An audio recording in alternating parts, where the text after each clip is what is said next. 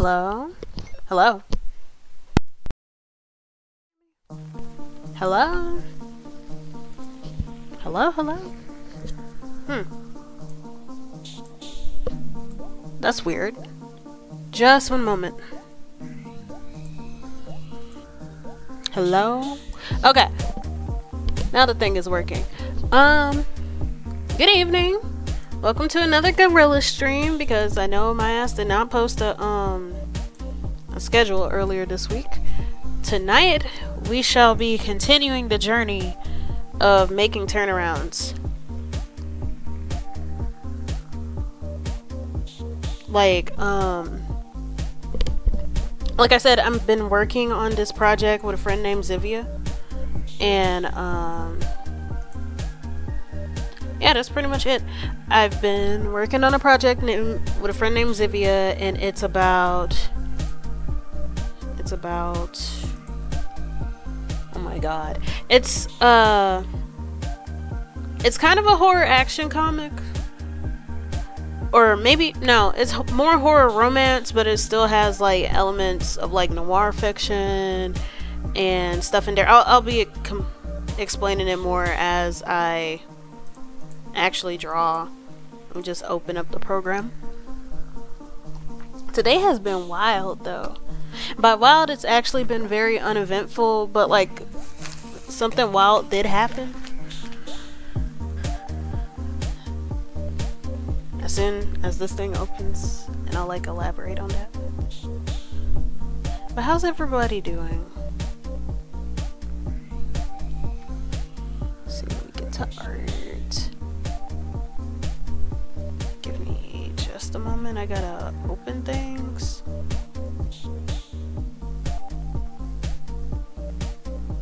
Where is it? There it is. Hold on. This was when I was drawing emojis and junk. That's Bakura. This is when I was looking up stuff for my spider song. Honestly, I'll put stuff up. But this is the dude that I'm working on. His name is Ty. It's not guaranteed that I'm gonna keep the facial hair, because this isn't my OC. This is actually Zivia's OC, and even though this is a collaborative thing, I don't want to overstep any boundaries. Even though I think that he would look a little bit better with a beard, but that's just me. But what we're gonna do is work on line work, and I'm going to experiment a bit, including with the beard, and get feedback from her to see if we'll actually be able to do that. Maybe. But this is Ty. He is half human and half nature, which is this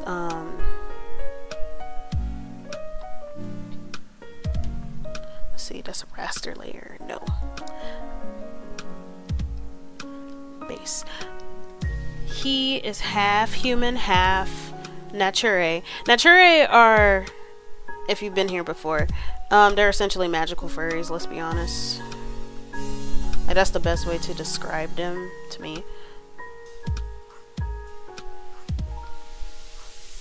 And like, they could be virtually any species.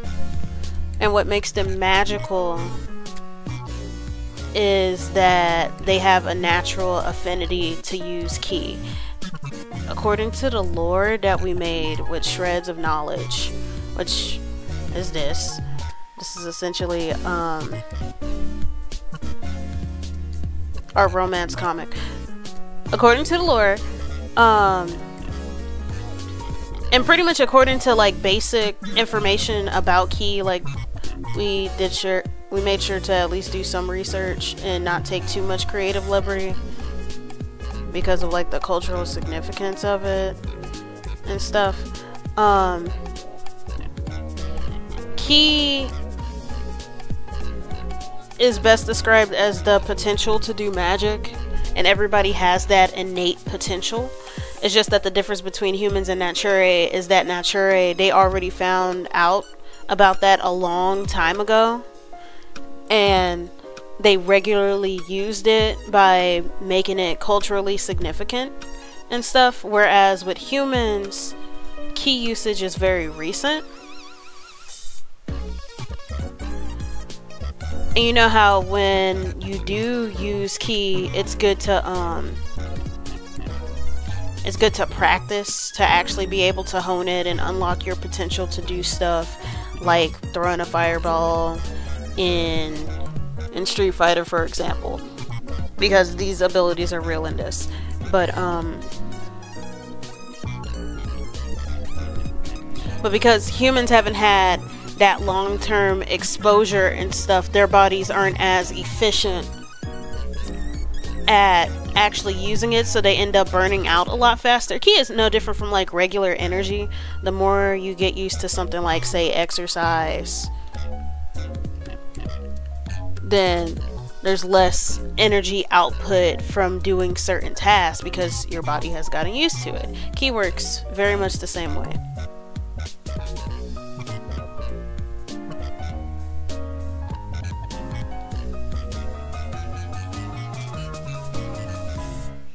Tai, however, is sort of an anomaly. Typically, I'm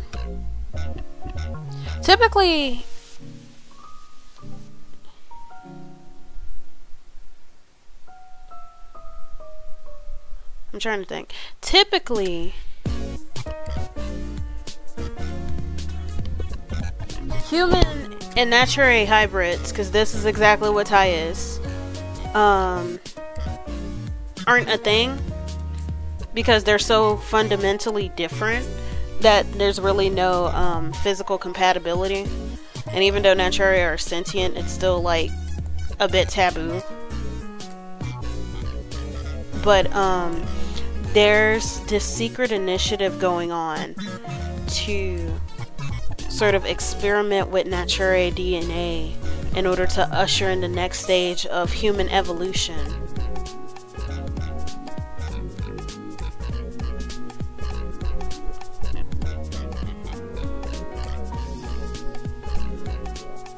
In order to usher in the next stage of human evolution, and these experiments have resulted in anomalies like Tai. So here he is. This is why he sort of looks like a wolf, but he kind of doesn't. Tai was one of those failed experiments that was sort of left and discarded. And now he's on the streets and he's trying to help whoever he can. And the event was so traumatic that he ended up losing his memories and stuff. And he's trying to find out who he is and find community, because that's not the only way that hybrids can exist. There are forbidden ki techniques, and they're forbidden simply because it's inherently harmful to try to do, such as body swapping. And sometimes if you try to perform like a body swap ki technique, you run the risk of losing both yourself and the person that you were swapping with, because you end up merging bodies and consciousness. So Tai, it's really hard for him to find community, not just because he's like a discarded experiment and considered a complete anomaly, but also because of the like cultural taboo that comes from joining the souls. And usually the body swapping thing happens as a form of exploitation. And these beings are sort of treated as sort of a scarlet letter of what the previous body did.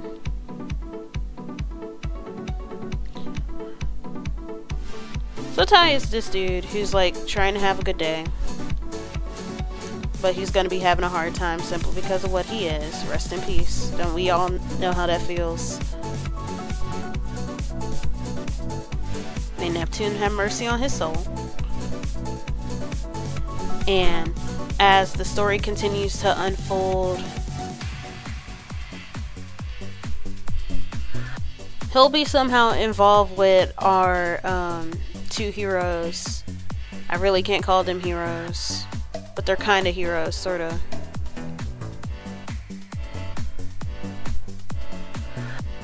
We sort of called them heroes. It's okay.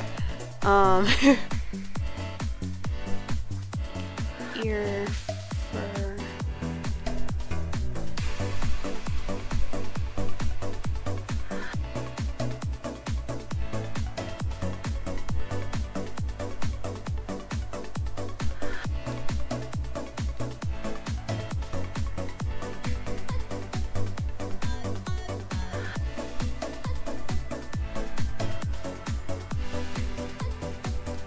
Yeah, I really can't call them heroes, or at least I can't call Nema a hero, because like her, even though she may do good deeds, she sort of does it for like her own personal reasons, which isn't necessarily the issue, but like she kills people. She is a villain.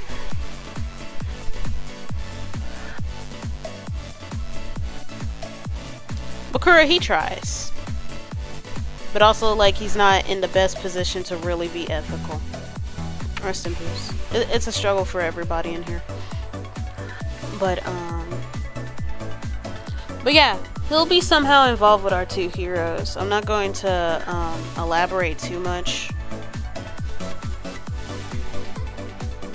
The reason why I'm sharing this process now is I like sharing my process, and I also told somebody on a post that I made asking what content or what kind of art do my followers want to see from me more often, and somebody asked for more whips, so I'm just gonna do that.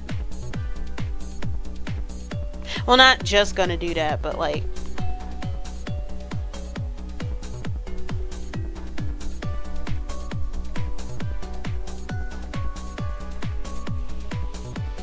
but you get what I'm saying, like, hang on.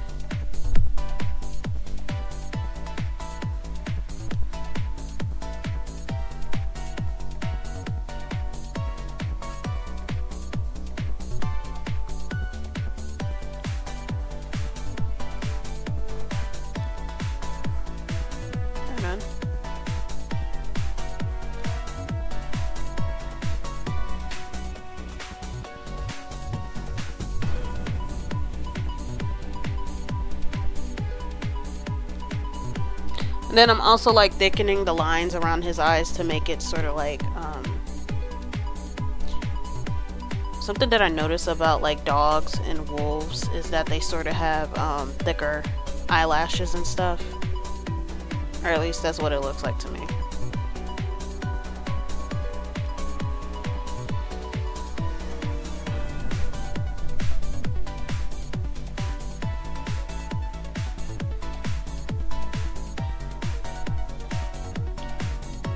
Also, it sort of helps me think of, I guess it's eye protection, I guess? Like, I think of the ancient Egyptians, with how they put, dark-colored makeup around their eyes to, like, protect from sun sensitivity and stuff.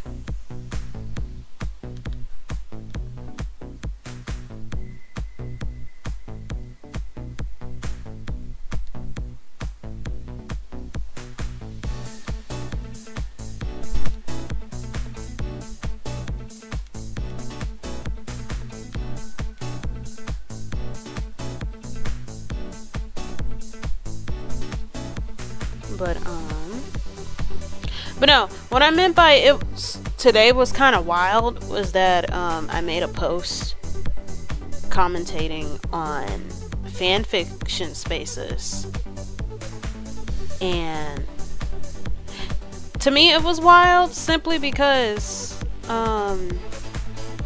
what's the best way to describe it?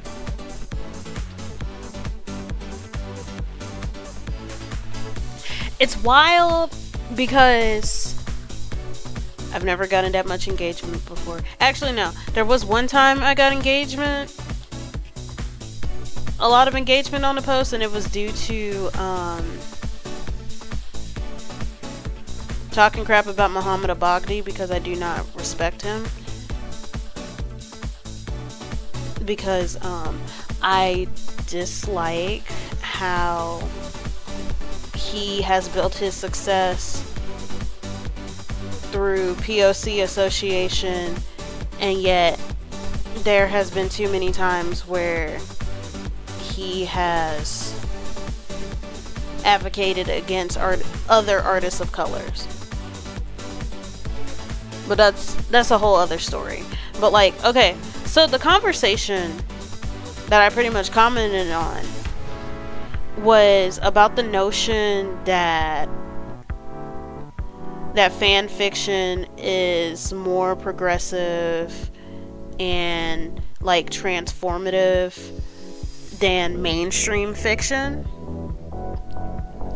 And the person who I was replying to, like OP, they were shitting on that concept, and so was I. But I went sort of more into a why, because like a lot of people like to say that like fandom tends to, or at least fandom pieces specifically, like fan fiction and fan animations and stuff,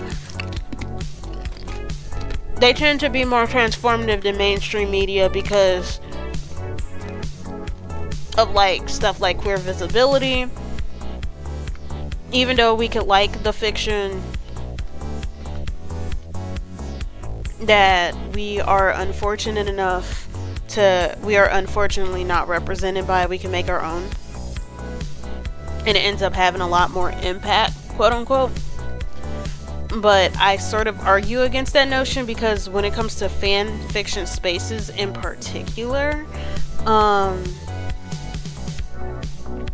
queer visibility is sort of selective. There isn't, like, if you look at statistics when it comes to like popular depictions on, say, Archive of Our Own and Wattpad and whatnot, yeah, there's a lot of fiction depicting men loving men relationships, right? But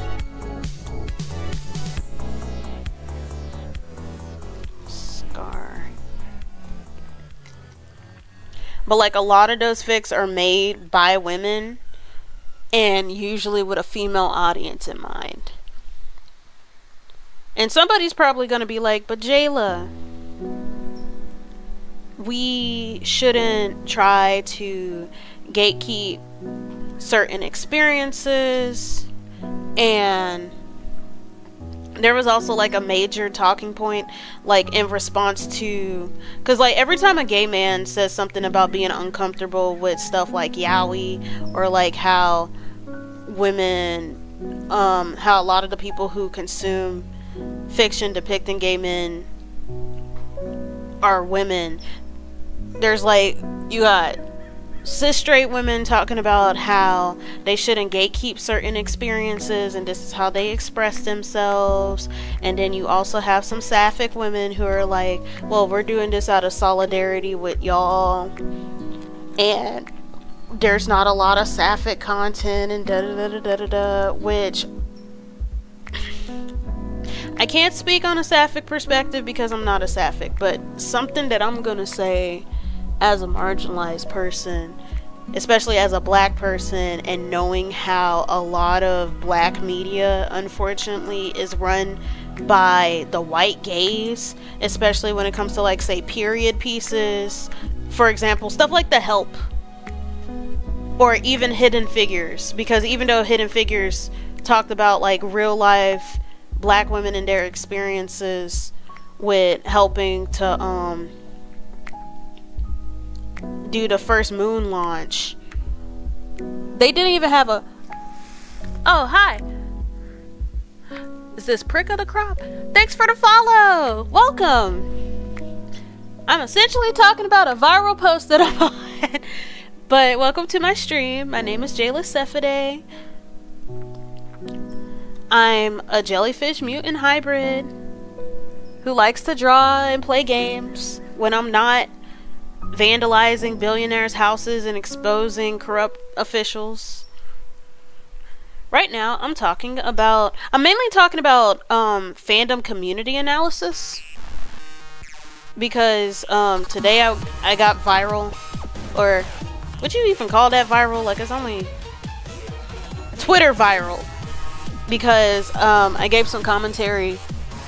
Yeah, like, okay, my first name is Jayla, so it's like a play on jelly, and then my last name is the scientific name for the jellyfish classification, Cephidae.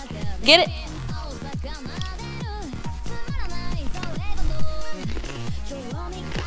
So I'm finding more and more jellyfish personas. It's really cool to see, because when I was trying to design my my outfit and stuff, it was really hard to find inspiration, because there isn't a lot of clothes emulating jellyfish, at least to me. Not as much as there should be, in my humble opinion. But I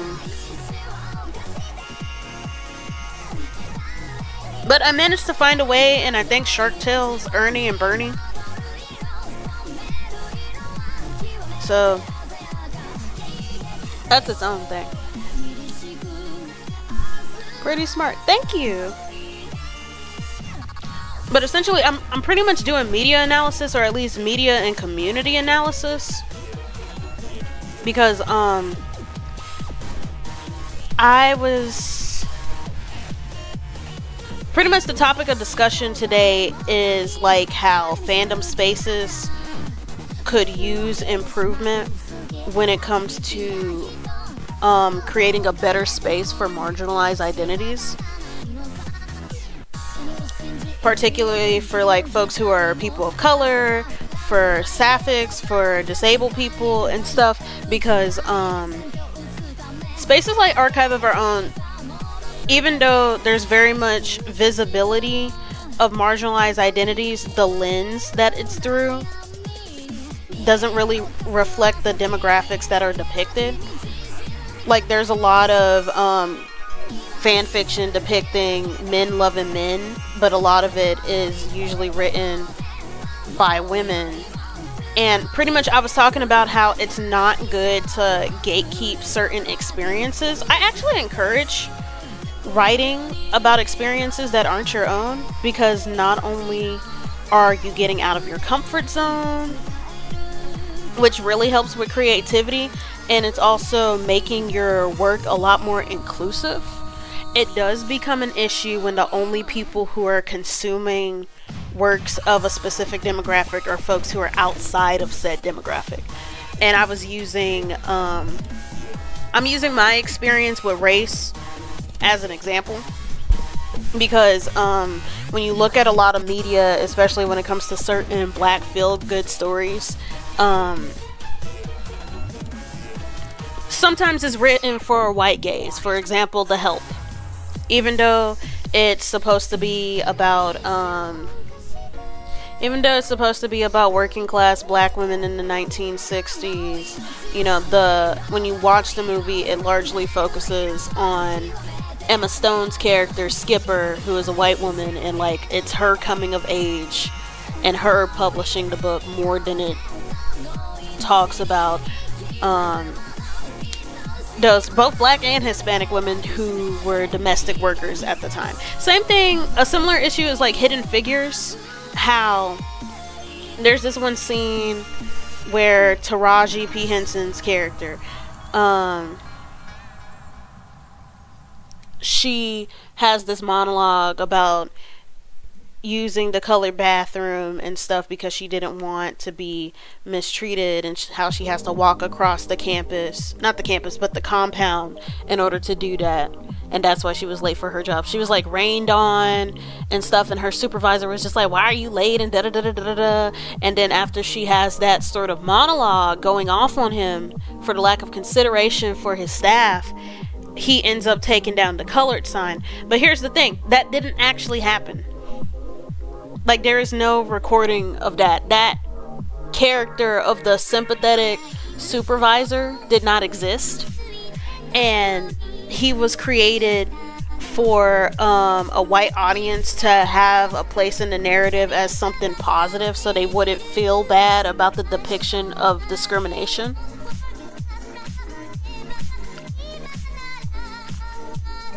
So that's where I was talking about how even though websites like Archive of Our Own, there may be a lot of quote-unquote queer visibility, it's not really through a queer perspective, or if it is, it's usually through the lens of women's desires and stuff instead of like through actual gay men. Because like Archive of Our Own, for example, vast majority of its content is MLM. But because of, you know, Yaoi being such a huge fan base and stuff, a lot of those MLM fics are written by women for women. And I was talking about the issue with that, how if the only people who are consuming this media depicting a demographic are folks outside of it, that is a problem, because you are sort of profiting off of an experience that you don't have while simultaneously alienating those other people. And I was talking about this because there was like a post on Twitter about it, and I like responded to it.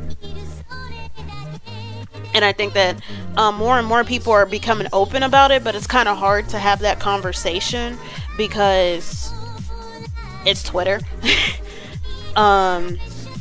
You know that one post that's just like, you could say that you like pancakes, and then somebody would jump in and say that, oh, you hate waffles. And that's why I was explaining, there's nothing wrong with writing about perspectives that aren't yours. It's great to do that because of like inclusion, but like at the same time, if you're writing a perspective that isn't yours for an audience that isn't within that demographic, then it's just like, in a way, that is very exploitative, and it's not really productive or helpful to anybody. But right now, aside from that, I'm drawing an OC. This is my friend Zivia's OC, also known as Batraz. She does not have any content on her page yet because she's scared.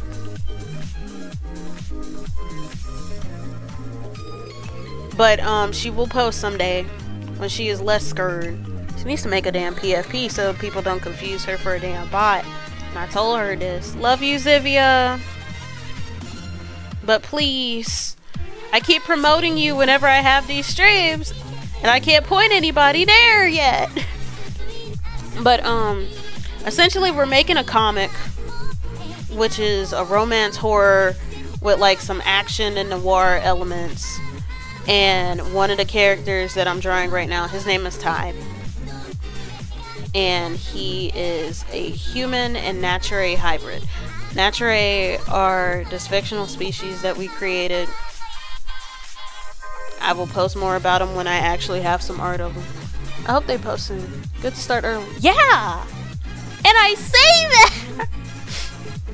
But she'll post in her own time. It'd be like that. Plus she has a lot of stuff going on. Especially now, like, I'm in college, she's in college. School is starting for everybody and their mom. That's part of the reason why I'm doing guerrilla streams instead of scheduling streams, because I honestly do not know when I'm available because I'm just dealing with so much stuff back to back. So I'm just like, when I can, and I'll let you know when it happens. And that's really all you can do. But she'll be posting some stuff later this year. She'll be fine. I believe in her.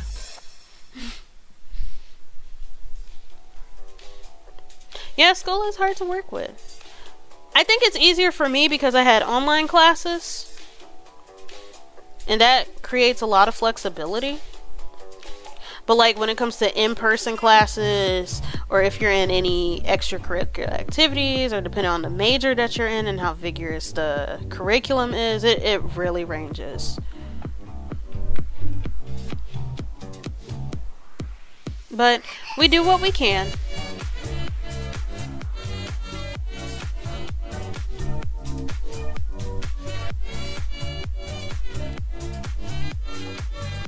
But the project that we're working on is called Shreds of Knowledge, which is essentially like I said, a horror romance with some action and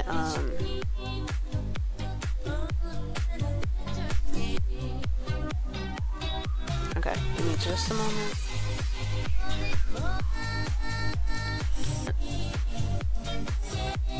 It's an action horror romance. Like, it has those three elements.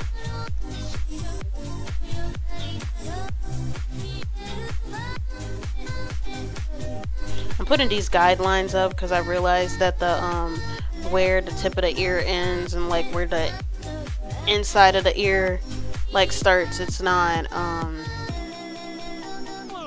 set up well.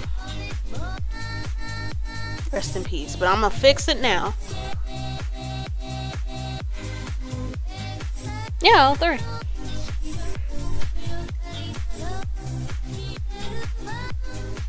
Cause we were sort of combining like genres that we like. I'm a big horror fan,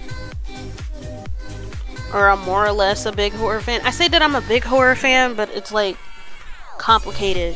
I'm more of a fan of the behind the scenes aspect of horror than necessarily consuming it, even though I do I research one and I consume the other. Like, I consume horror and I watch horror and I research like behind the scenes, and by research I mean I watch the kill count with Chelsea and James Elliott Janice and call that a day.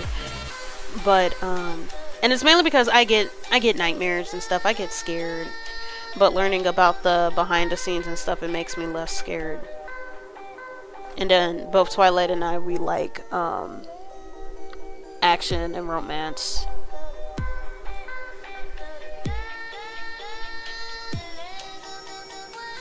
But it's essentially about these two characters. One is in the mafia because she killed the wrong person, and now she's forced to be their hitman until she could repay her debt. And then the other person is a scientist working for a shady organization to try to dismantle it from the inside. And because they're both sort of operating in the same area, they end up crossing paths and beefing with each other because they're kind of on opposing sides.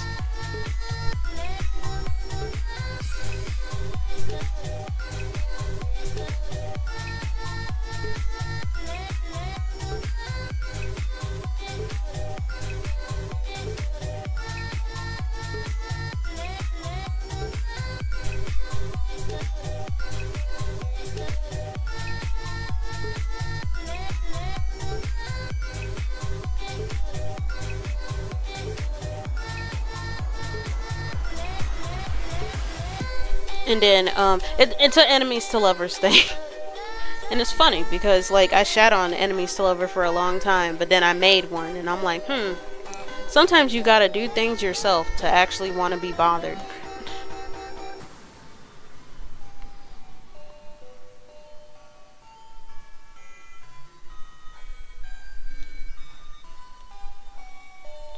Like, it's amazing how working on something can make you at least have a different perspective and stuff.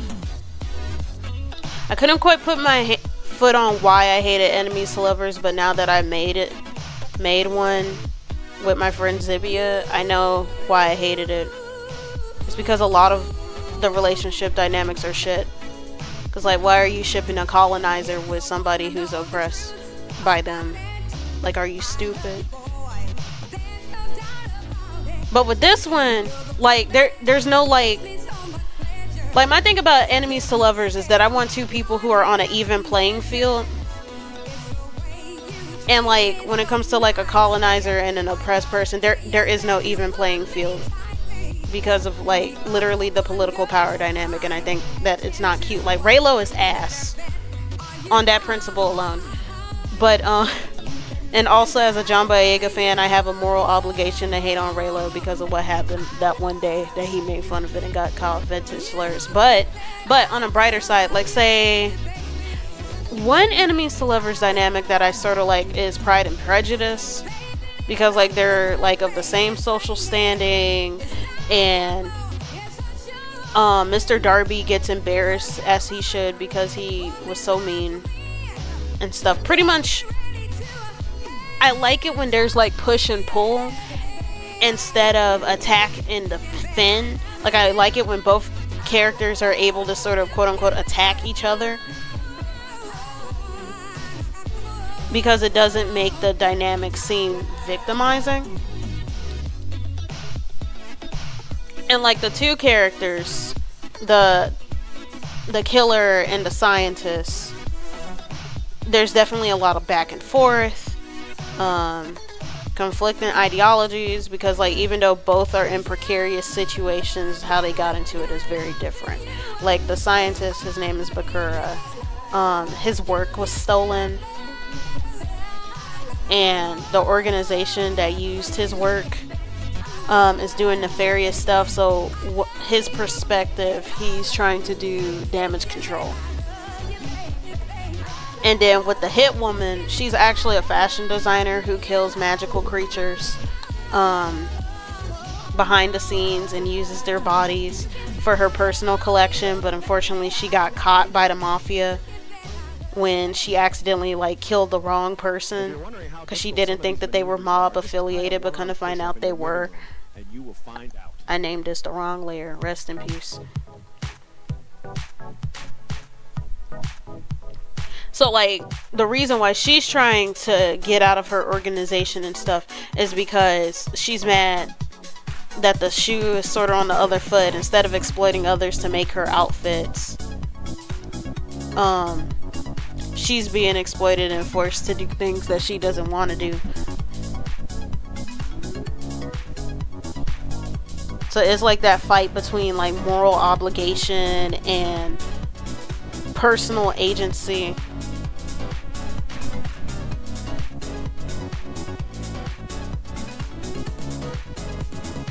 And essentially what I'm doing, I'm finally working on, not that I haven't been working on the visuals for this, because this is sort of like a revive scrap project. How Zivy and I met, we were in this one group chat that was for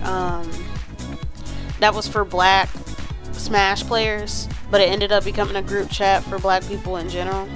I just realized that I did not draw Ty's hairline, and I kind of need that for when I actually add hair later on. Rest in peace.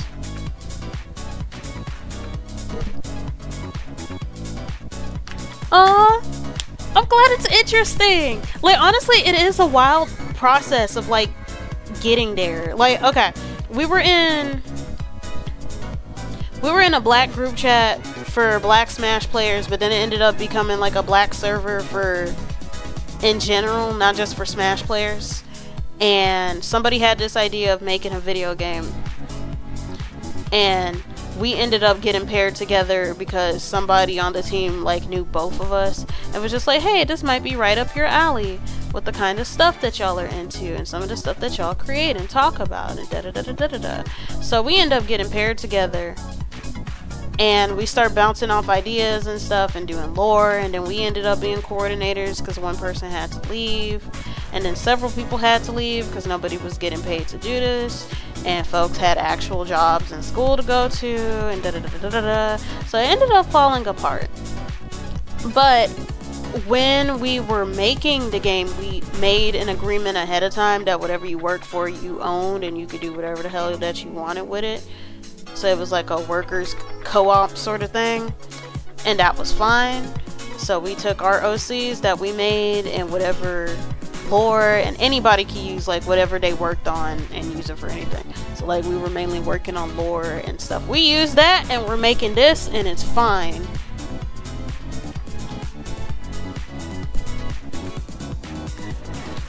And that's how life happened. So welcome to Shreds of Knowledge. Shreds of Knowledge is representative of these two characters, these two main characters. Nima, who is the fashion designer who kills people, she's the shreds, and Bakura, who is the scientist, is the knowledge, because he's a nerd.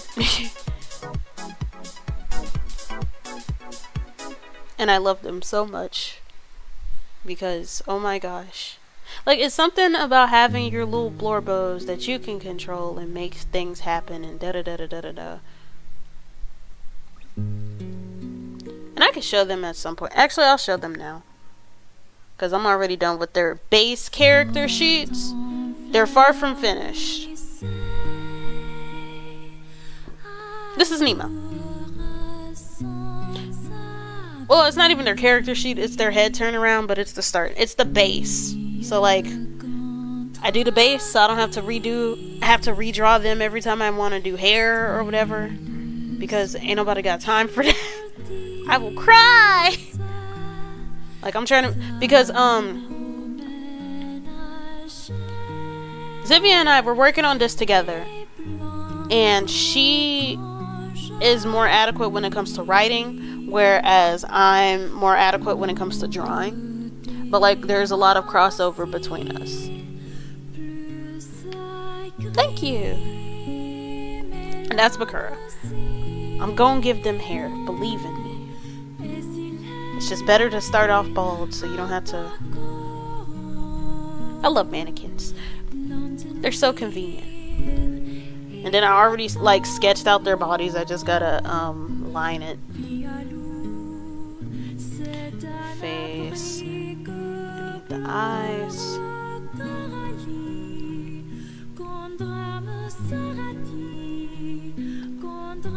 So it's pretty much just getting through that.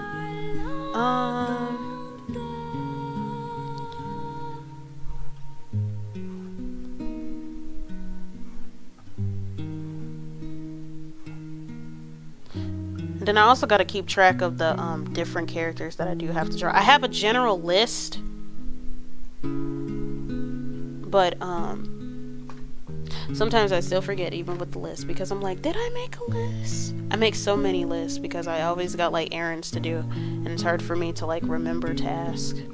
So it's like, did I actually do the thing? Do I exist? Da da da da da da.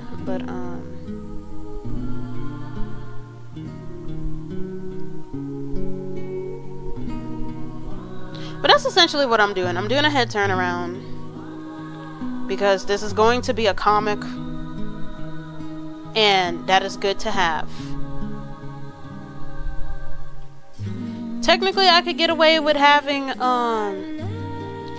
like, just front, back, and side, but I also did 3/4 just so I could know the depth of the face, and I should probably do a 3/4 view of the body as well, even though I only have front, back, and both sides. But at the same time, it's like, like with face, I need to experiment with angle more. Whereas with body, I could do that because I have 3D models to pose, but like head angles are a little bit more complicated for me because I am not well versed in that. So that's why I'm making the references the way that I am. I have less body perspectives because I'm well acquainted with the body, and I have a cheat for that by using 3D models. Whereas with head angles, I am not as lucky. We gonna pray.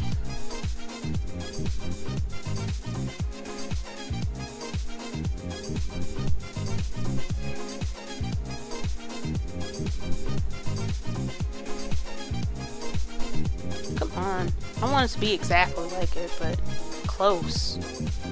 That helps.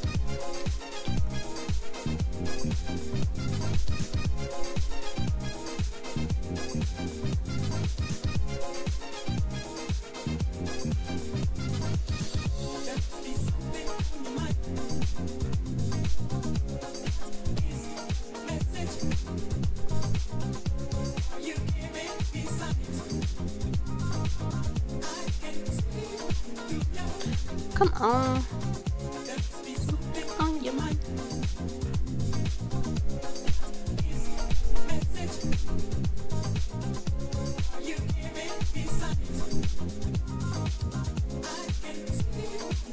Da, da, da.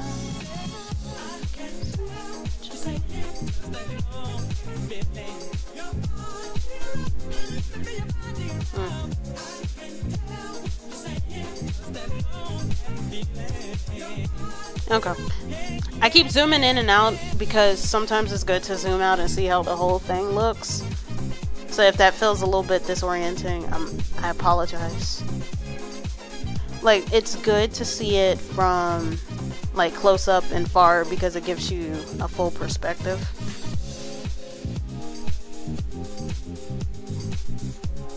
So I'm like, I'm sorry, I'm not sorry.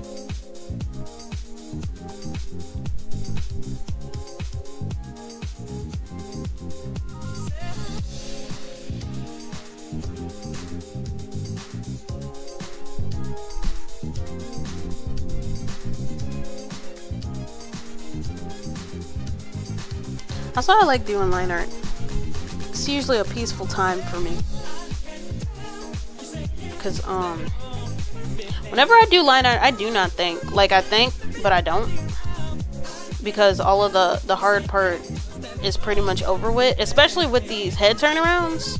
Because I don't have to do any shading. And actually pretend that I know how lighting works.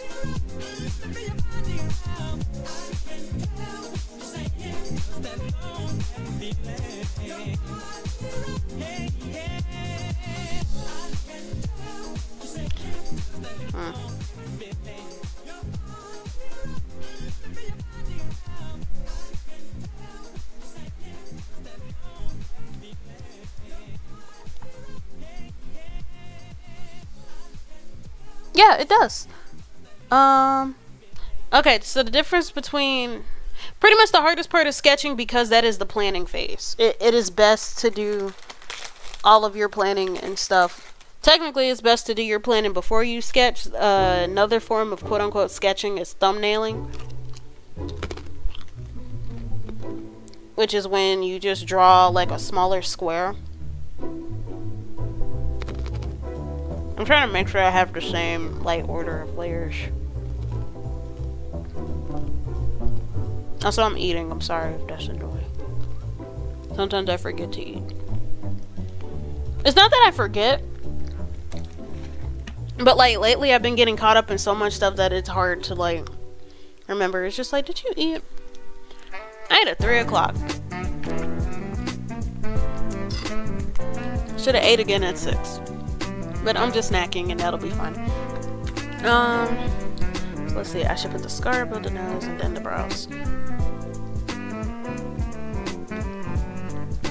But thumbnailing is when you draw like a little square or a little rectangle or whatever. Like that's supposed to represent your canvas, and then you do like these tiny hyper simple sketches that to test out composition and stuff. That way when you actually start detailing it out, you already have a general idea. And then of course the sketching is when you're a little bit more purposeful. You're refining the idea. I hate eating while doing stuff. Me, it depends on the activity. I do not mind eating while drawing, mainly because I eat dry stuff and I still have it far enough away from my tablet, and it's not anything that I could get on my hands, so I could stay clean. Or I'll eat like some applesauce or something.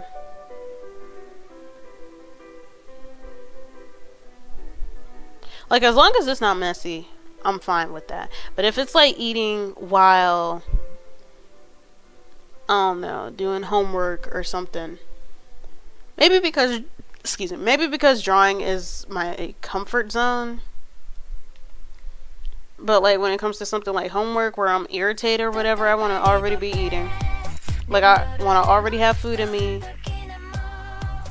because I don't want to be hangry while doing something like math or whatever, because it gets on my damn nerves. I hate math. Like, I'm good at math, I just don't like doing it because it's very tedious. Come on.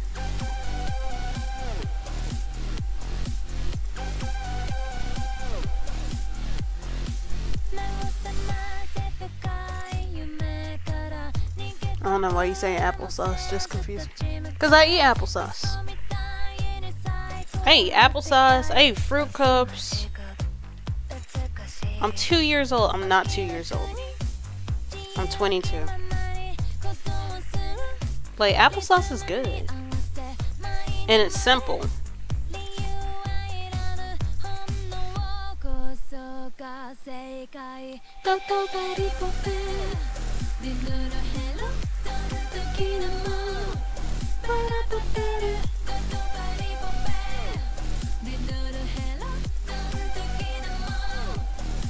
I love this song so much. I love most of the Dorohedoro ending songs, and I also love the OP because they were just so fun and chaotic.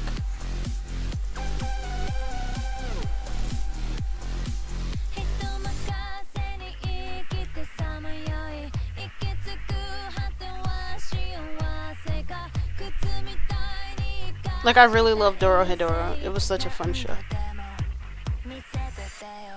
Yeah, applesauce is good.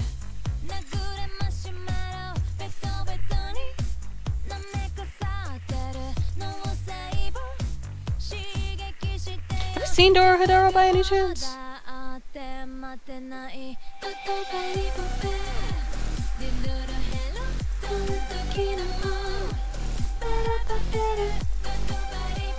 No, sadly.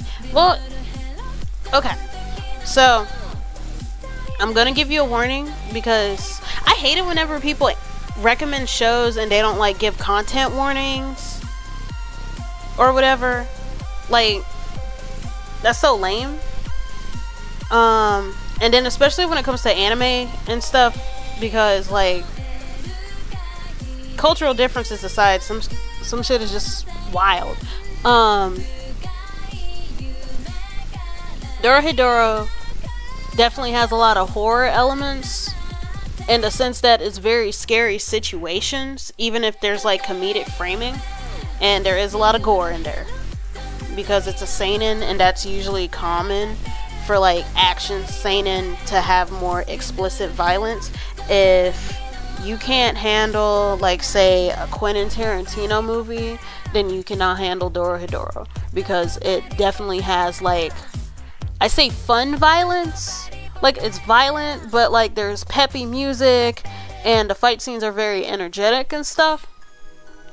And then the story itself, it's about this strange world with a strict hierarchy, how devils are at the top and they control everything, and then there are the sorcerers who aspire to become devils or aspire to be in their good graces, and then there are the humans who are bullied by humans and devils both.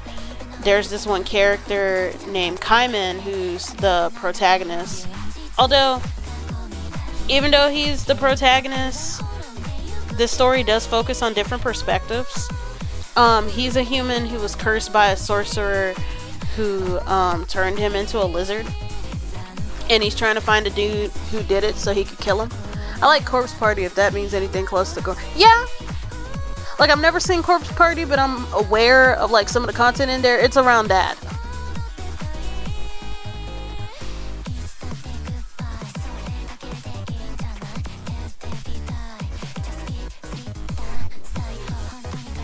Yeah, I really like the different perspectives, because the main perspective is with Kaiman and his friend Nikaido, who are looking for the sorcerer who gave him a lizard head, and like the only way to have the curse undone is to have the sorcerer do it or to kill him.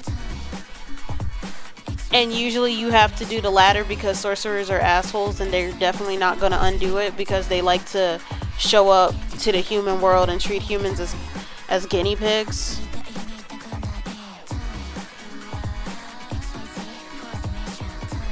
So whenever there's like a sorcerer showing up to test out their skills or whatever, they would just jump him and try to see if they're the one who transformed them. And then from another perspective, there's like this gang of sorcerers who's trying to find somebody who's actually going around killing sorcerers, because like there's this uprising of lower rank sorcerers, because like even the magic users in that world, they have their own hierarchy, and it's like the more powerful you are, like the more innate powerful ability you have, the more respect you have. And those at the bottom, they're like trying to do uprisings and stuff, and they're sabotaging that gang. So they're trying to find the culprit, especially since those at the bottom are starting to mess with the gang leader's operations. And it's really cool. Like, I really like the strange lore of it, and I like the character design. My favorite character in there is Noi, who is Big Lady. We love you, Big Lady. Like, that's the best way to describe. That's not the only way to describe her, but the best way to describe her is Big Lady. We love you.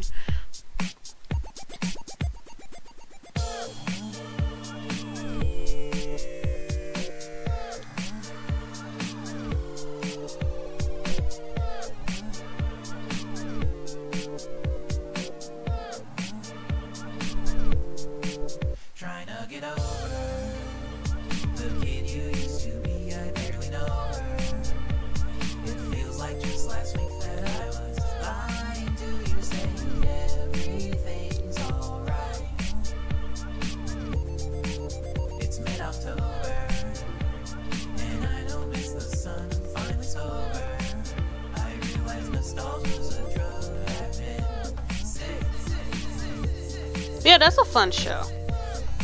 Or at least I had fun watching season 1. I need to read the manga.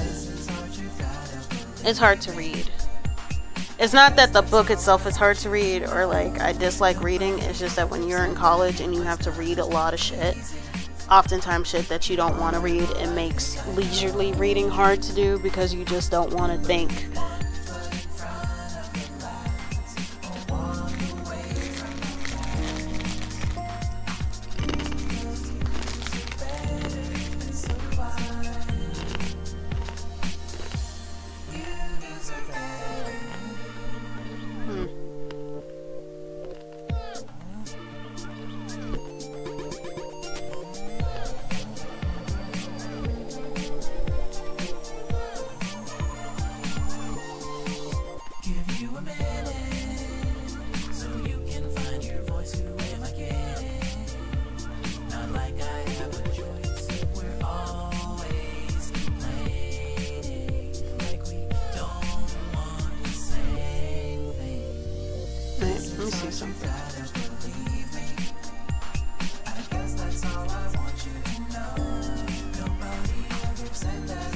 I know, it's the body mannequin.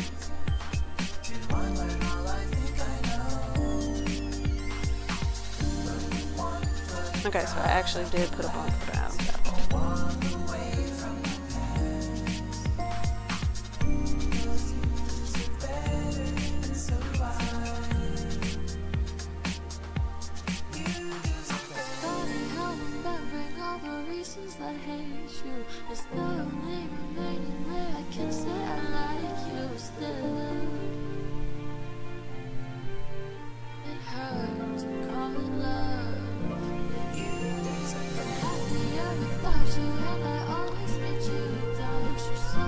What else should I talk about?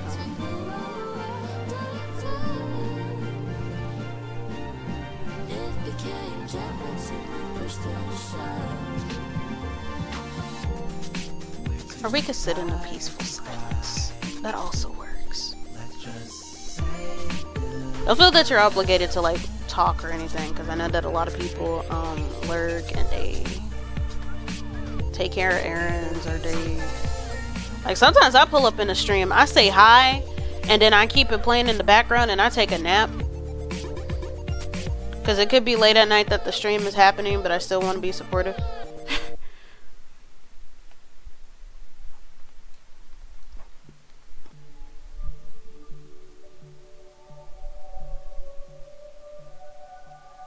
Oh, you just followed me? Oh, thank you!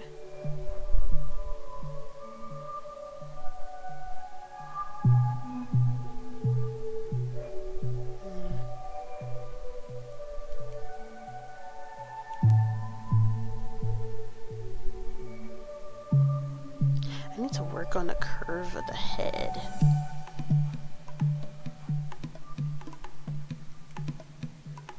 That's better. Oh, cool.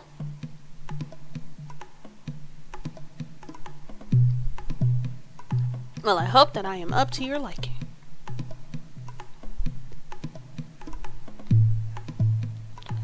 Let's see. Profiles are hard. At least in the sense that, I don't know, I worry about how the forehead looks sometimes.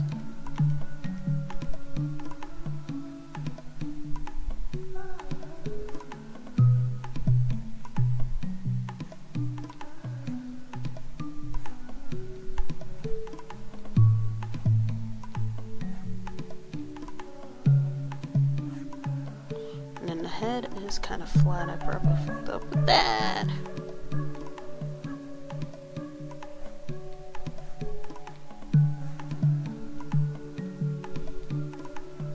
Let's see.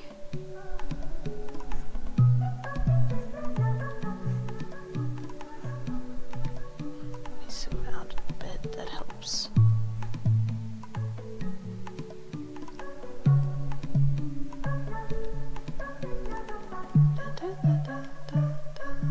I still need to play Cult of the Lamb. Now that I think about it. I got the game. It's in my library. It's just that, okay, I was trying to finish some other games first. Cause, I don't like starting a whole bunch of games and then not finishing things. That bothers me.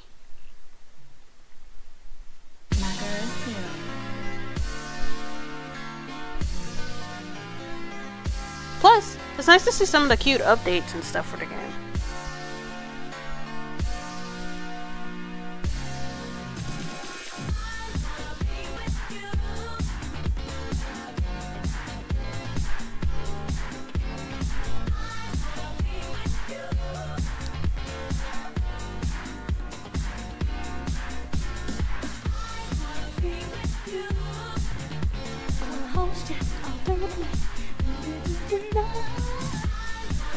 I love City Phone.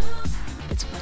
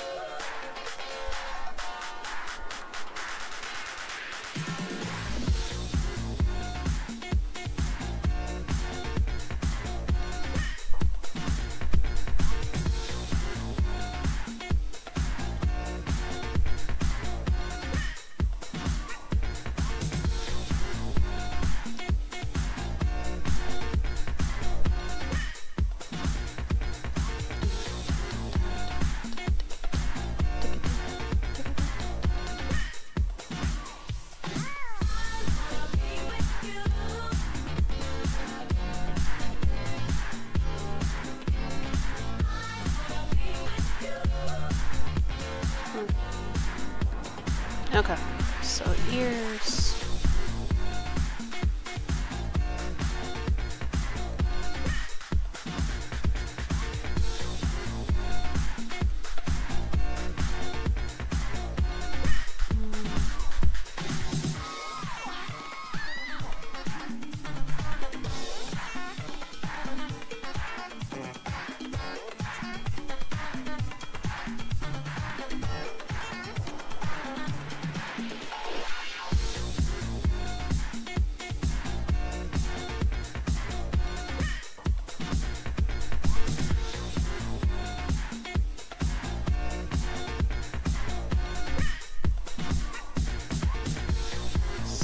Connect.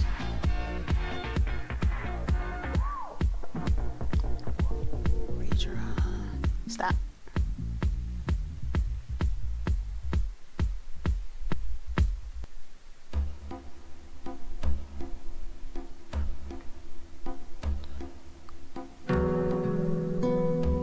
Come on. Now connect. Connect, damn it. Okay, I did. I was like, please. I just want to live.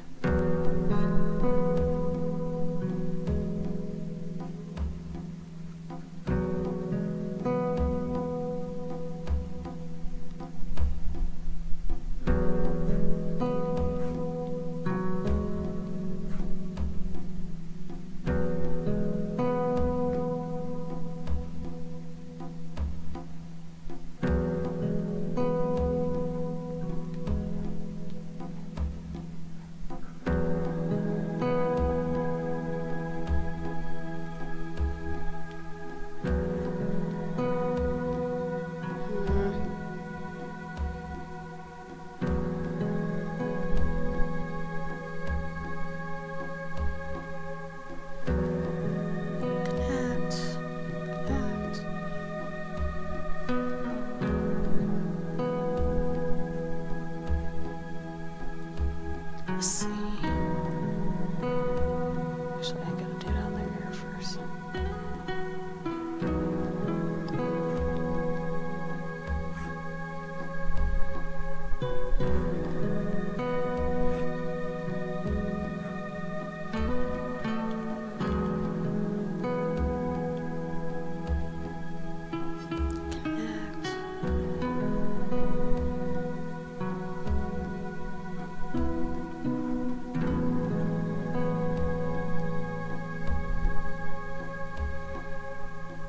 Get connected for free with education. Oh, let me stop. I do not need to be singing ads on here.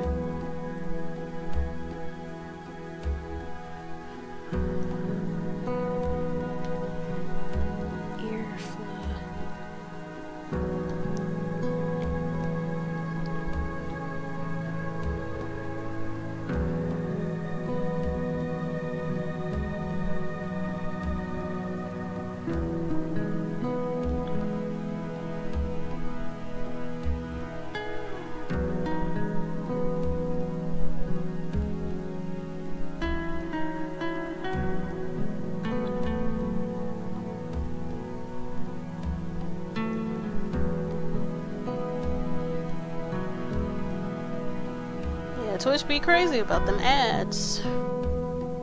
Them ads. Actually, let me do the hairline first.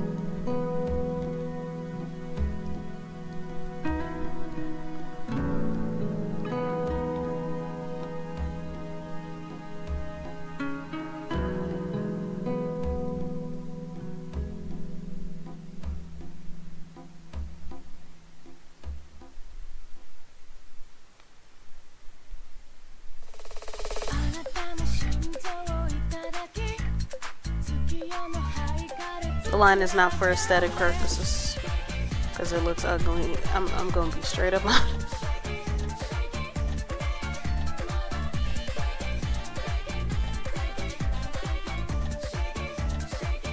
Like, oh my gosh. But it'll be fine. It just stands as a guide.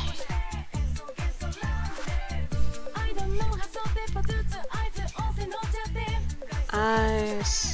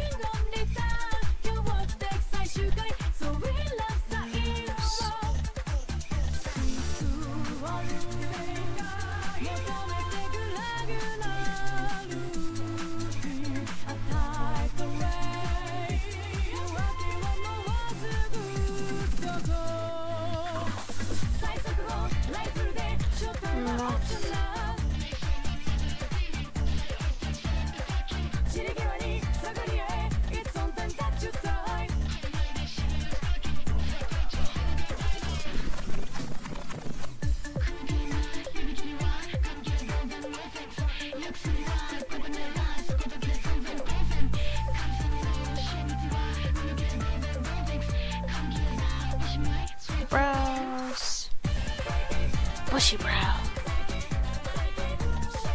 I got a friend named Rhea. She got a boyfriend with really thick eyebrows, and I want to call him bushy brow, but if I call him that, she'll get mad.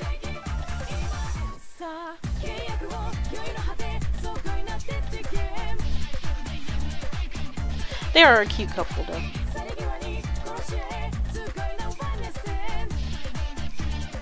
But it would be better than calling him Satsuki Kiryuin. But at the same time, I don't want to like make anybody feel bad. Even if I'm saying it endearingly, that doesn't necessarily mean that it could be taken that way.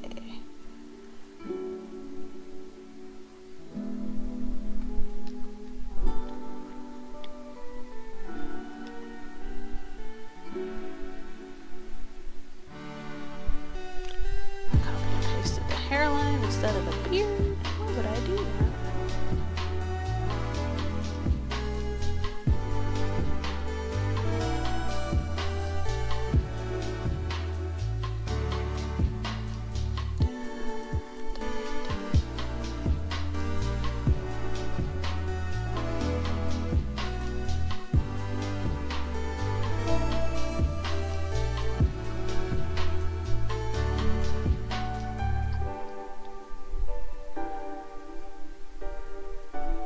Okay, this is sort of done-ish.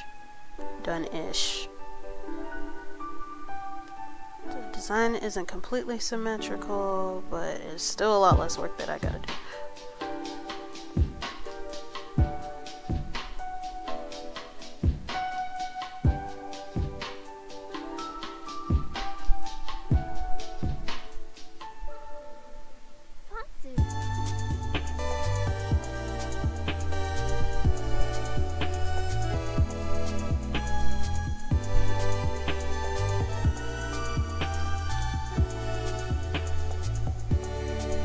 Especially when it's a body mannequin, like unless there's a really asymmetrical design, it's fine. My favorite part, well not my favorite part, but like one of my favorite part is doing the back, because literally all I gotta do is get rid of things. Like so. Isn't that wonderful?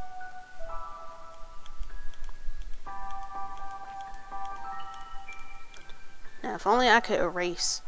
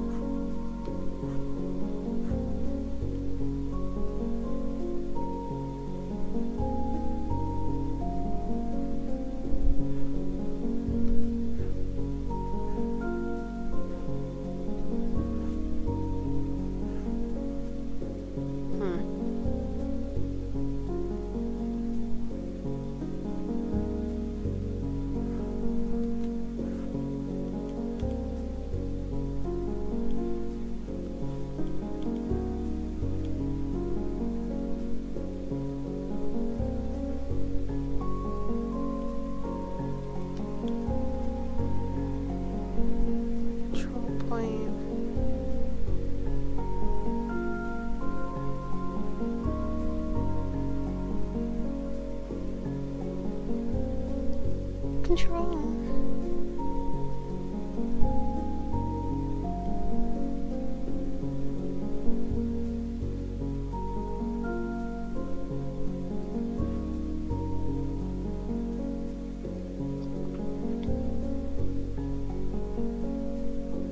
Okay, so the back is done. Only thing that I have to do with the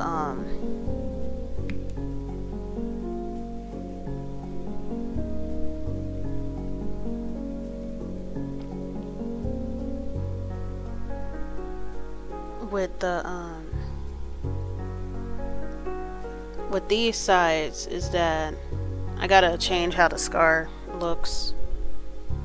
Where's the scar?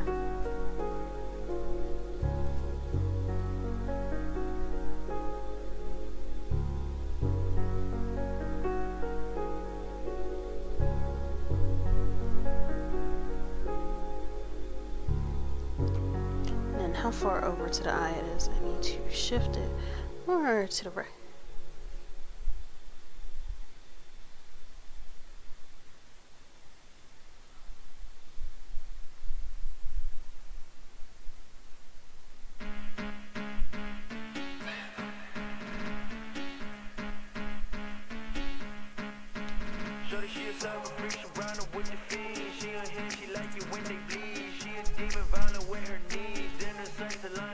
Shorty, you should get back, cause you too close. You're moving like you're feeding for love, Jolene Cujo. And I ain't wanna put up a neck, and I'm thinking, you know, if you plan on getting I'm a place reverse Uno. Cause I got me a cyber freak, and she be moving like a fiend, no righteously. Her every move is like a scene, the violence free. So when she grand is lying, see that I can see she caught me. Trap me, got my circus down and shortage. Wouldn't kiss my vision, get distorted. Yeah, I saw Cyberpunk, and it was a fun show. And apparently it's copyright free, so I have it on here. Yay!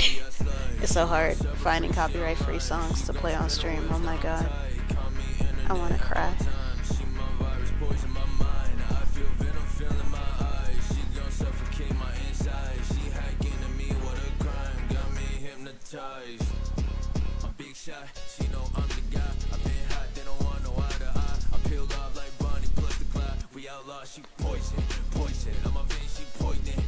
But no, when it comes to anime, like, I don't think that there's ever been like a bad soundtrack.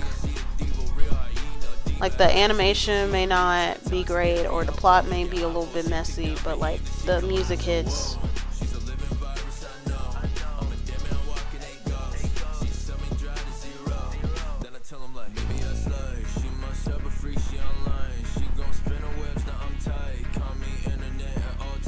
Okay.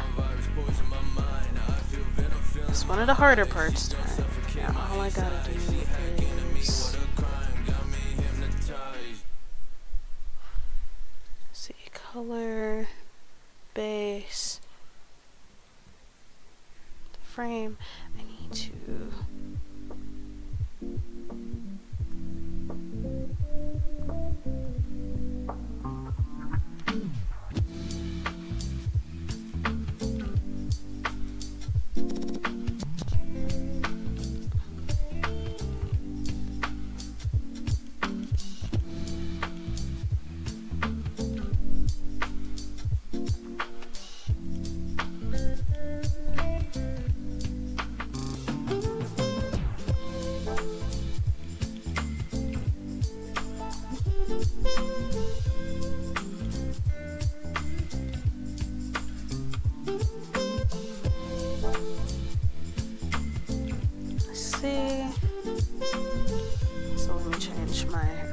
Because the vector is a little bit rougher. It's like sort of pixelated. Okay. Convert.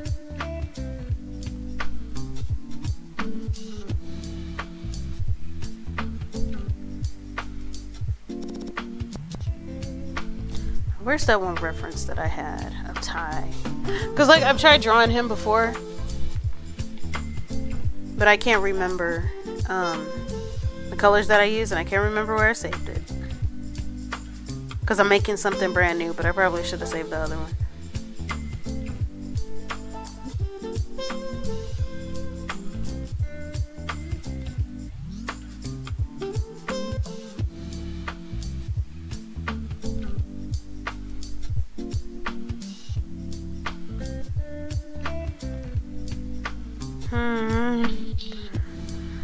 It's gonna take a moment.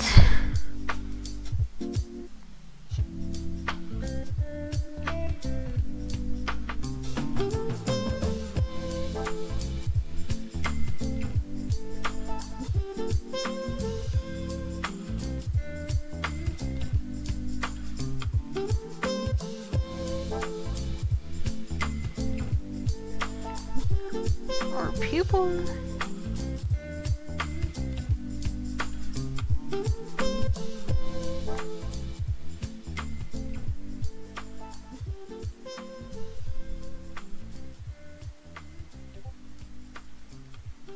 Mm.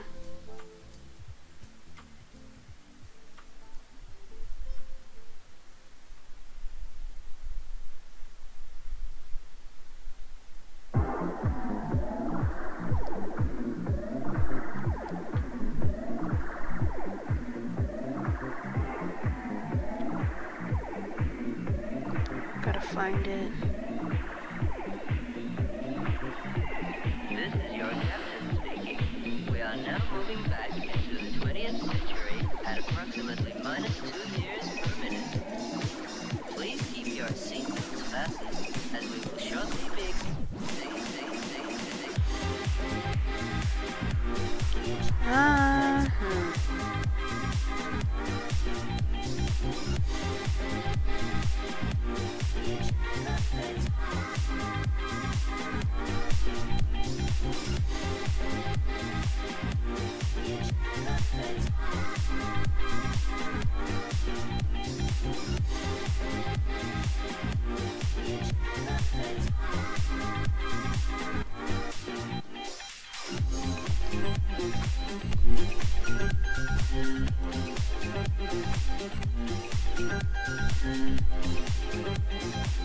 I'm trying to look for that file.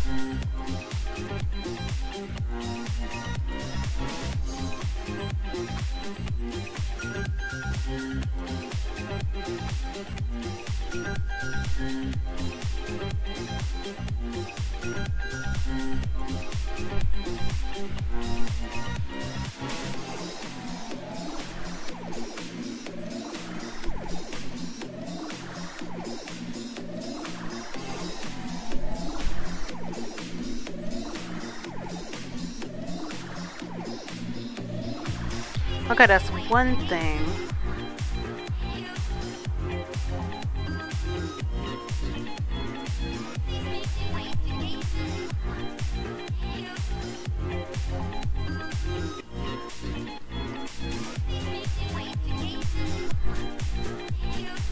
Okay, where is it? Okay, now I found it. In just a moment.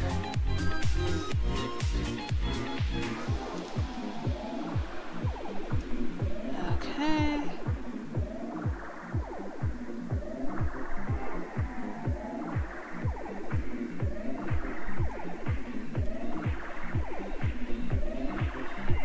This is your captain speaking. We are now moving back into the 20th century at approximately -2 years per minute. Please keep your seatbelts fastened as we will shortly be...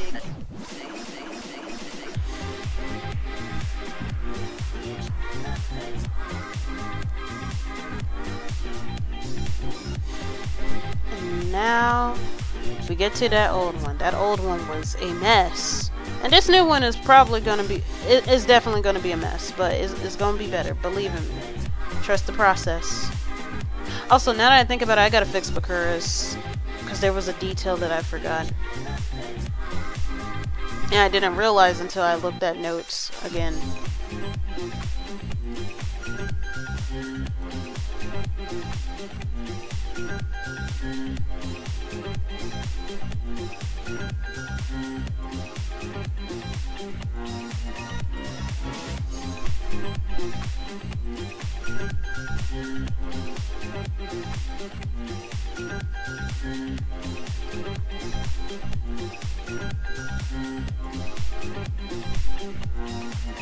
At least I'm gonna try something.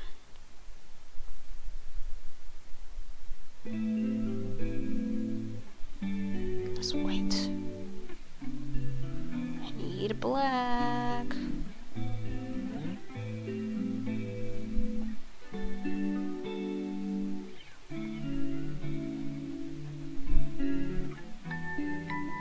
Actually, no, I'm not gonna do that. It's fine. I'll come back to that later. I'll fix it later. We're gonna focus on Ty today. So what I tried to do last time I made his character sheet. Dear Neptune. Was what I was going for was like a Thundercat sort of, like the 1980s cartoon. How they had the facial markings and stuff.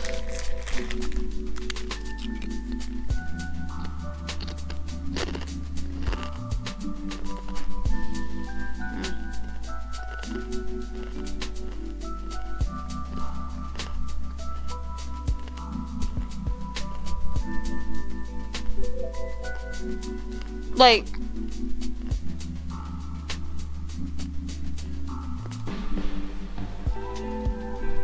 Ty specifically is like biracial, but he's also like a Norwegian wolf.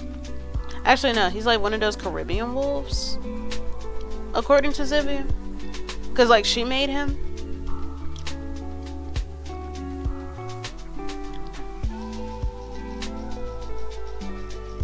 Where'd I get that mark on from?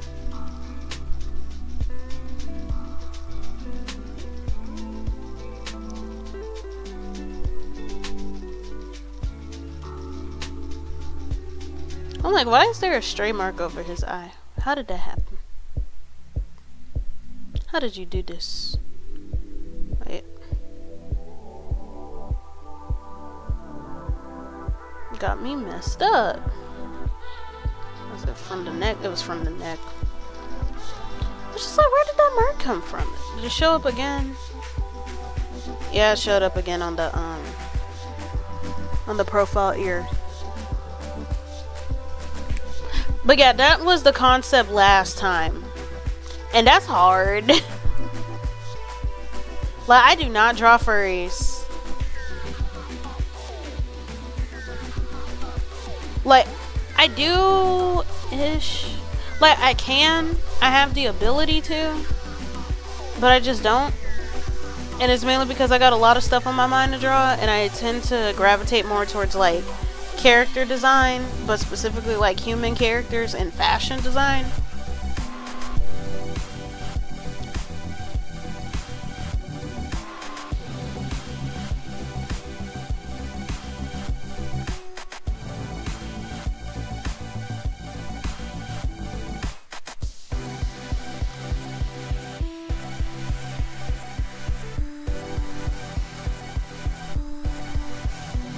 And like, I'm doing the front first so I know how it looks before I shift.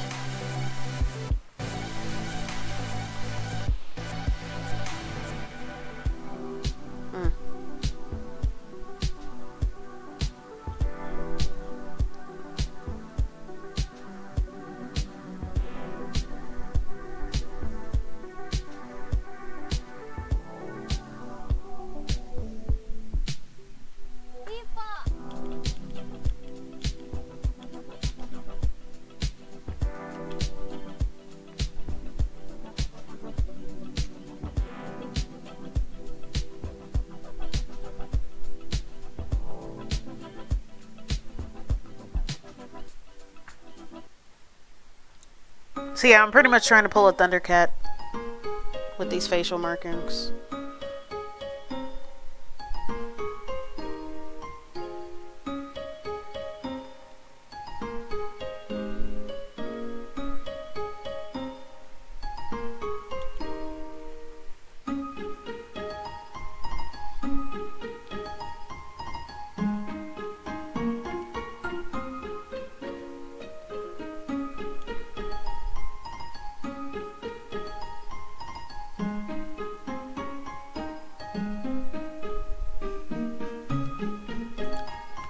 Scar.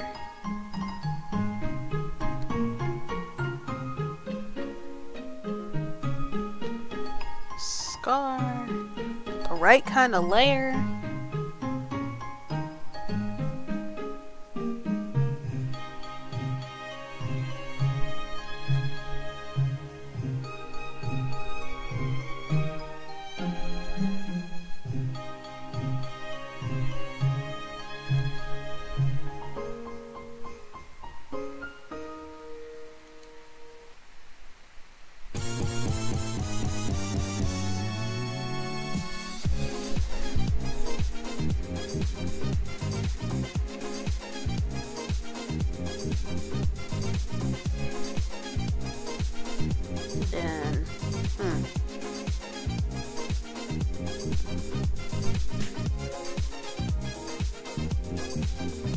Scar. Marking. Nose.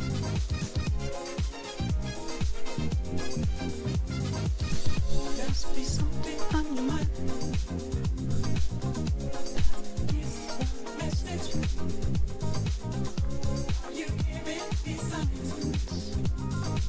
I love this song so much.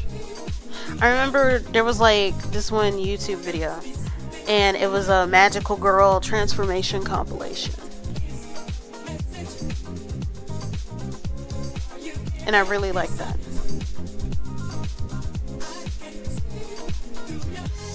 Lower lip.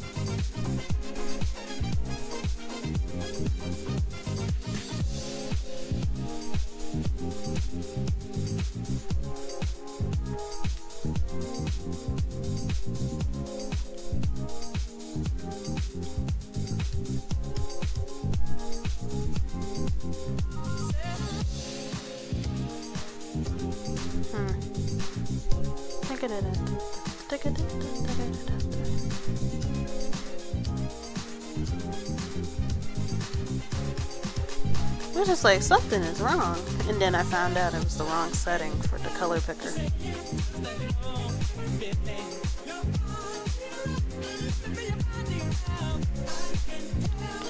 Upper lip.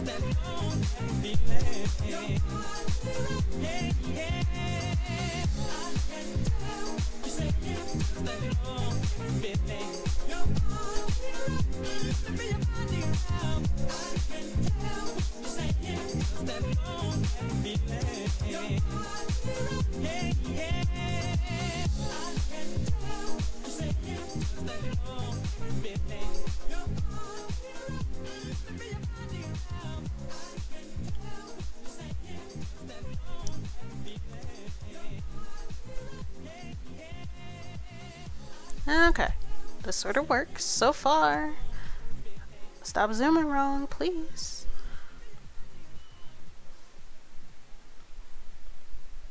Eyes.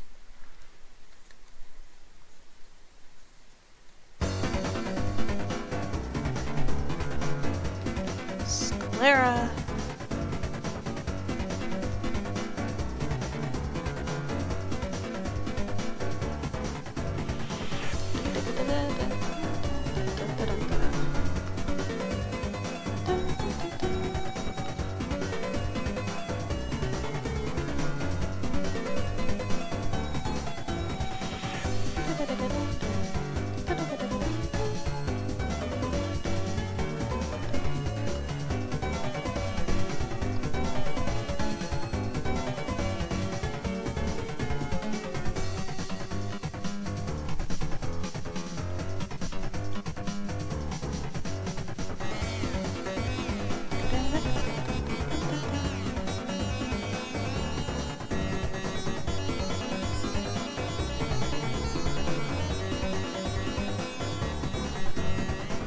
He's definitely giving dog now, or at least better than last time.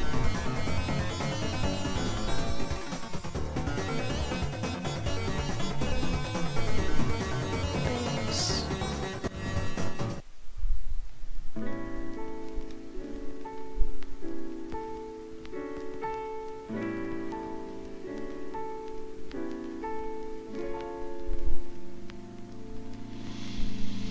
Detail. Okay, how do wolf eyes look?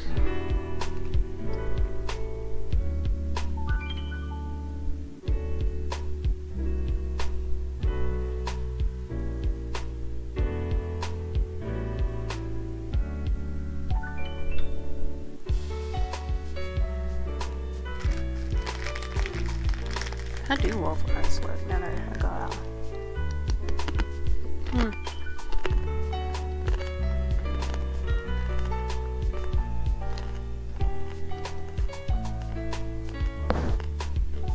purple.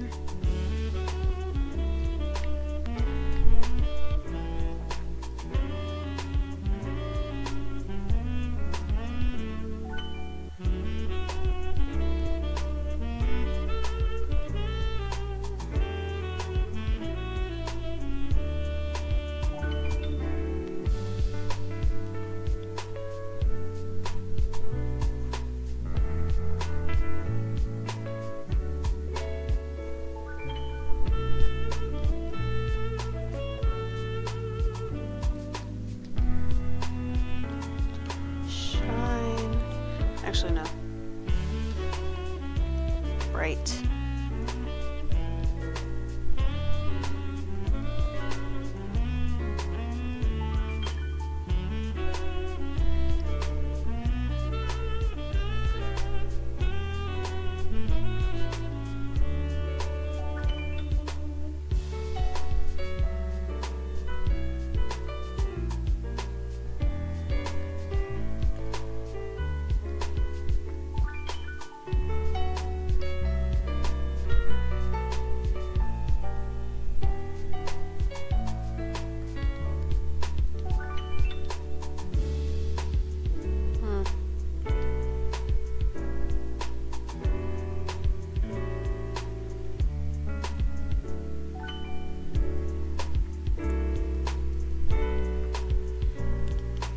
Shine.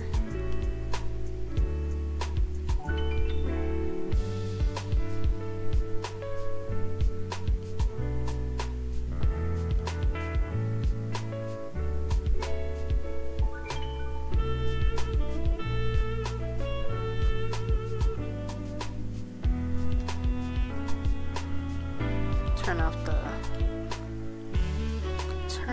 the thingy.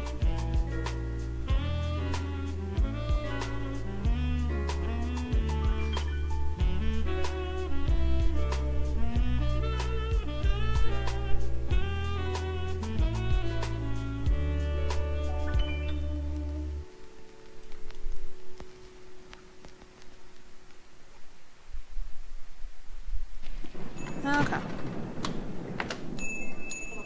I should make the shine smaller though.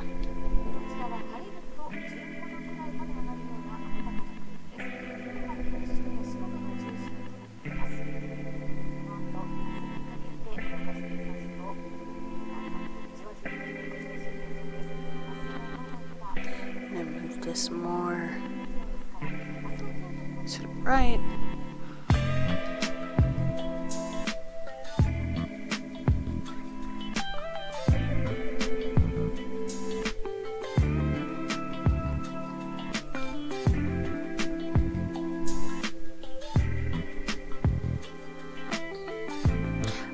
I did want to incorporate more of a green though.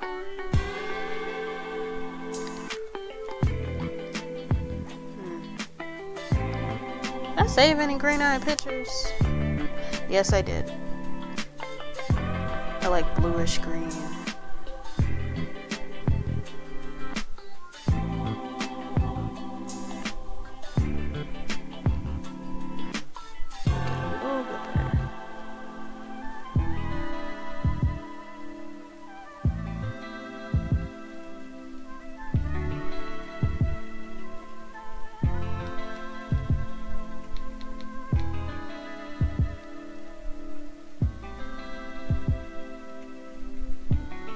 This'll work.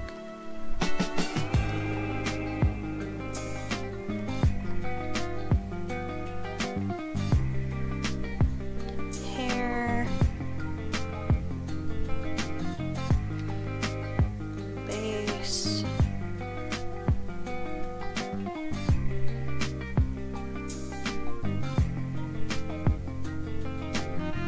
I don't know why I put that in the middle. I don't know why I shaded it the way that I did last time. I was just bullshitting. But I could do a lot better. I'm stronger. More skilled. I'm faster.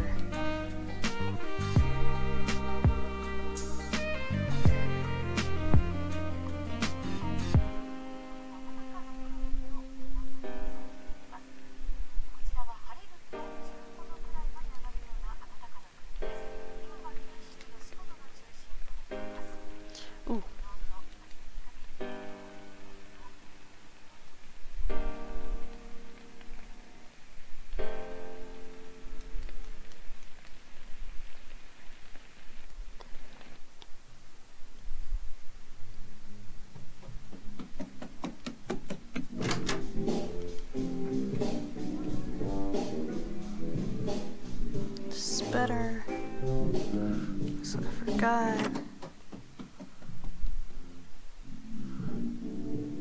Huh. It's working somewhat well.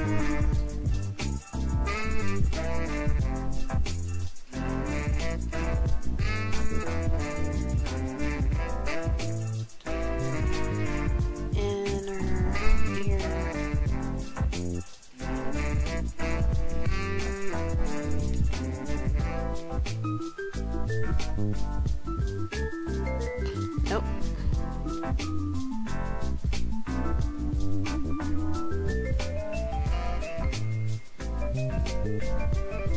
It wasn't enclosed properly, that was the problem.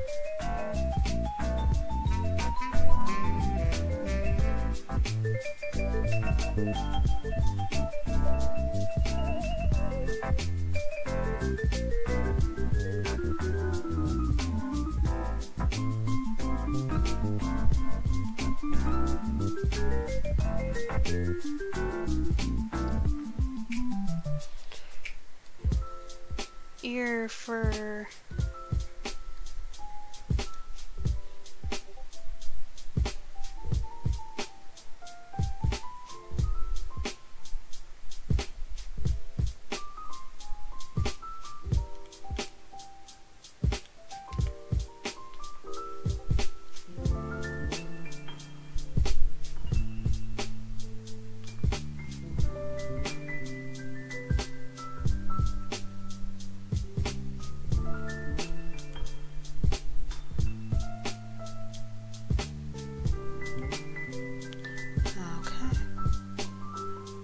Gotcha. This is way better than the previous one. Oh my god, like... Oh my god, like, I did that. Actually, let me send this to Zivia while I'm thinking about this.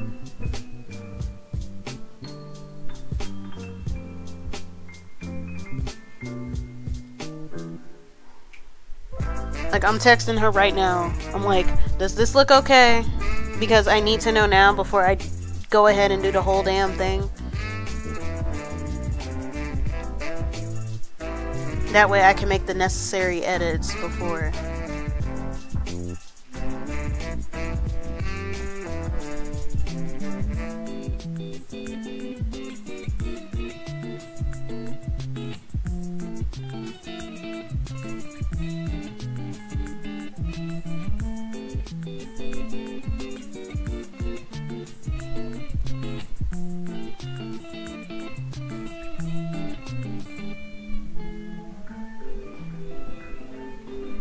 I want to cry. I said, yo girl, and she said, keep it together. And anybody who've watched Heathers, I'm like, stop.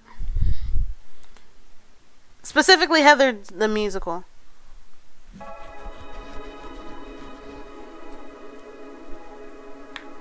Please like this.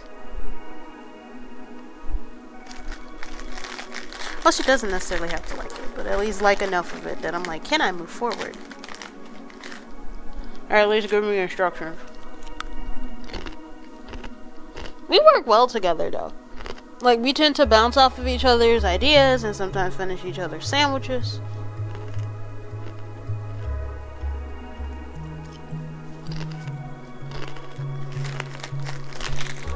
We finish each other's sandwiches.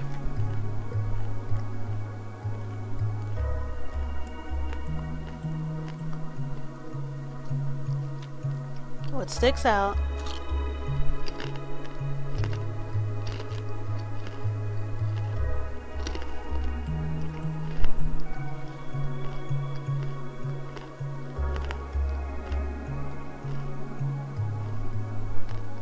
I'm just crutching away while I'm getting feedback so I know how to move forward with this.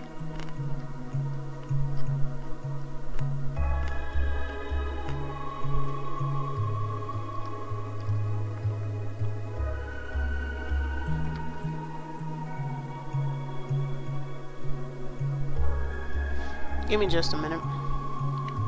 So let's see. What was the other color that I had for the eye shine? Well, not the shine, but the bright part.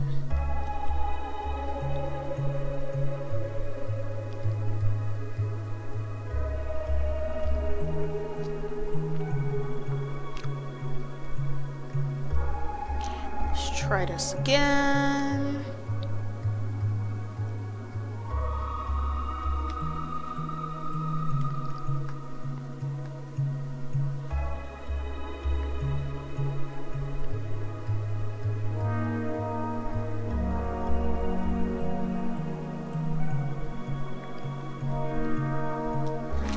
Let's try this again.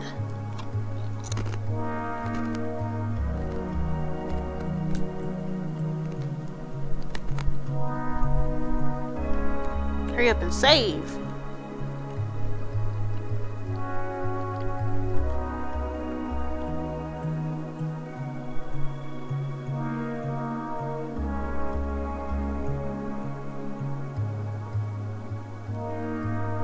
Gotcha.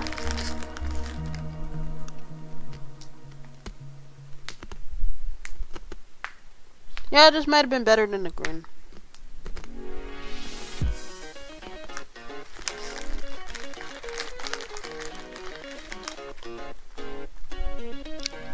Yeah, 2 years and a couple missed calls in a new city with a couple new balls and some new friends they don't know who you are. How is it now? Now that I think about it, we could have done the game in my original art style. This is the art style that the game was going to be, because we wanted to make it like more of a traditional comic book style. That's something that would show up in like 70s DC or something, but like with a lot more shading. Whereas the way that I'm drawing Ty now, that is exactly my art style.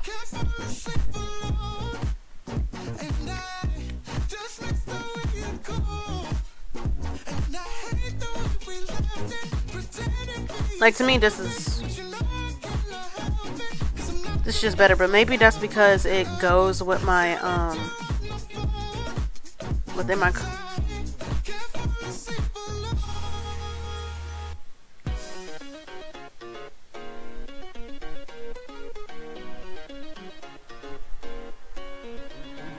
Oh God, just a second. Think I might have slept it. I'm the one who made this bed. I gotta rep it. Ain't no rest for the wicked or the selfish. But maybe there's another way.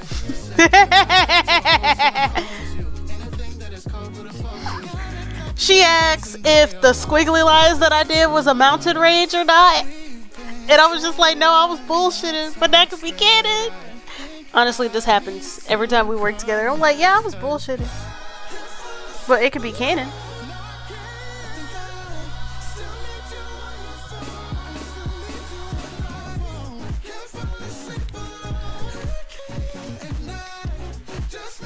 Like, oh my gosh.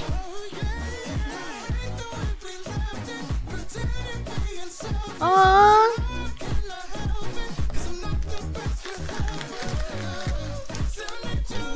Let me fill in the highlights.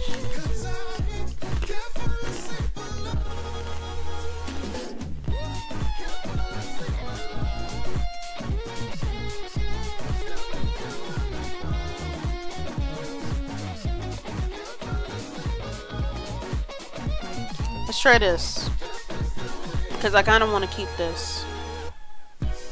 Oh shit, I put on the wrong layer. I want to cry.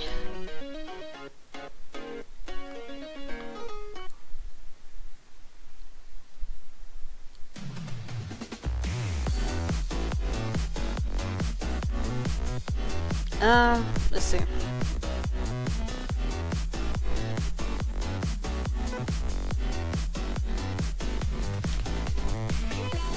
We gonna fix this tonight, and then we're gonna end stream.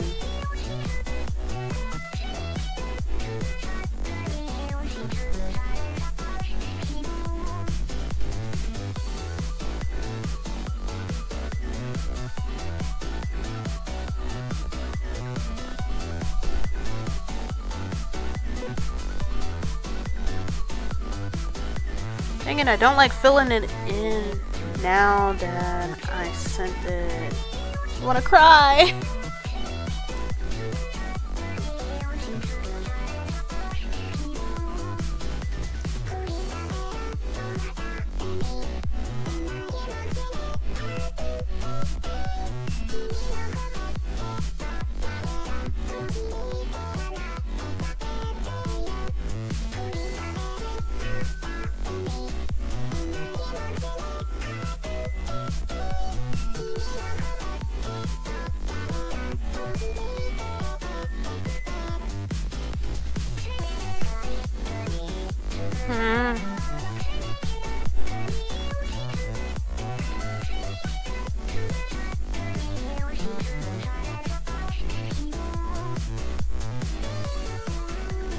I want to make it that simple.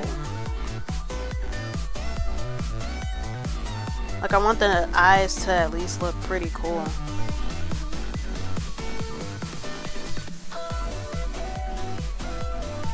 But now that I'm so attached to this, I don't know what else to do.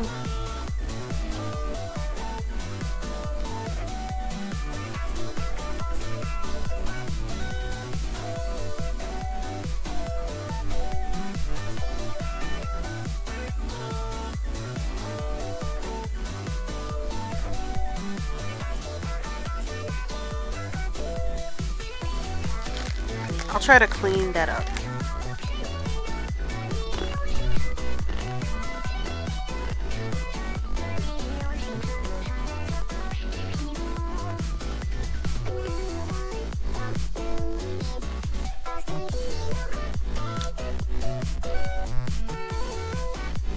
I should also probably change the color.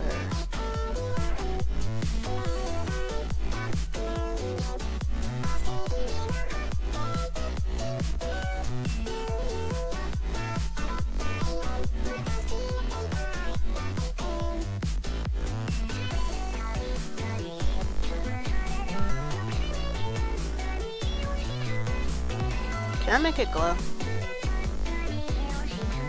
I can make it glow, but it's like,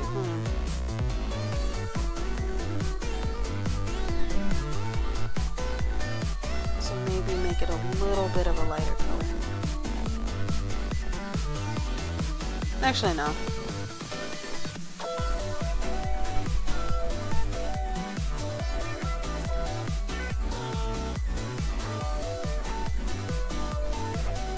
Okay, let's try this again.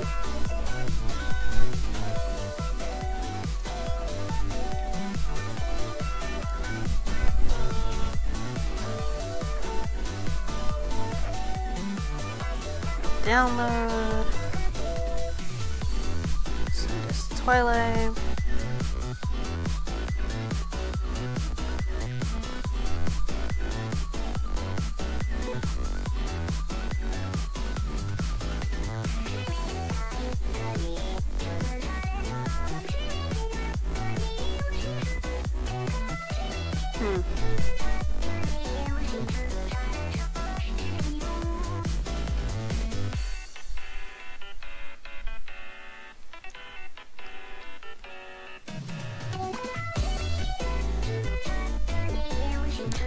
Okay, I think we're done.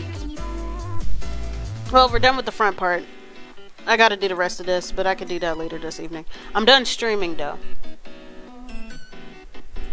So thank you to everybody who came to visit. Thanks for dropping in and stuff. It was fun talking and then sitting in a comfortable silence while I was working on this. But y'all have a good evening. Stay above the water.